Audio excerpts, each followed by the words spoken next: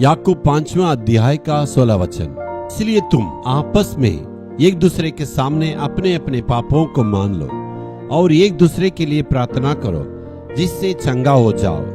धर्मी जन की प्रार्थना के प्रभाव से बहुत कुछ हो सकता है। आप यदि रोग के साथ आए हैं, आपका रोग चंगाई होना चाहते हैं, रोग मुक्त रहना चाहते हैं, वचन में लिखा है एक दूसरों को तुम अपराध को क्षमा करो, अपने पाप को मान लो।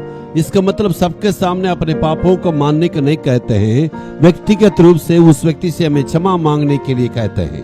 अपराध के बारे में कहते हैं। इसका मतलब क्या है?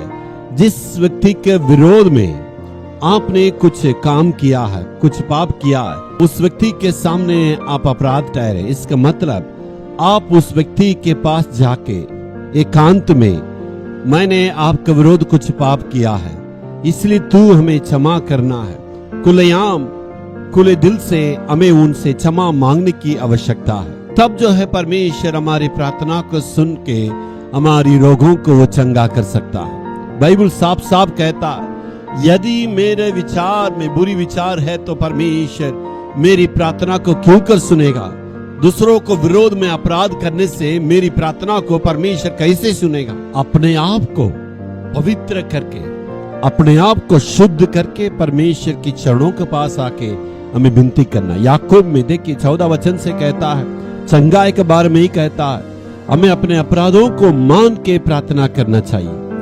याकूब यही कहता है। और मरकुस रचित सुसमाचार 11 अध्याय में यीशु मसीह प्रार्थना के बारे में जब कहते हैं, तुम जब खड़े होकर प्रार्थना करोगे, यदि एक दूसरे के बारे में तुम्हारे मन में कोई ठोकर का कारण है, कोई अपराध है, कोई कमी है, तो तुरंत तुम अपने अपराध को मान के उस व्यक्ति को क्षमा करना या अपने अपराधों को मान के प्रार्थना करने से मैं तुम्हारी प्रार्थना को सुनूंगा। जी हाँ मेरे प्यार, आज परमेश्वर आपसे साफ साफ कहने के लिए चाहते हैं, आपकी प्रार्थना को परमेश्वर क्यों नहीं सुना, क्यों उत्तर नहीं मिला? यानी हम अपने अपराधों को माने नहीं है। यदि मानेंगे तो परमेश्वर उस प्रार्थना को सुन के जरूर हमें चंगा करेगा। Hallelujah, hallelujah.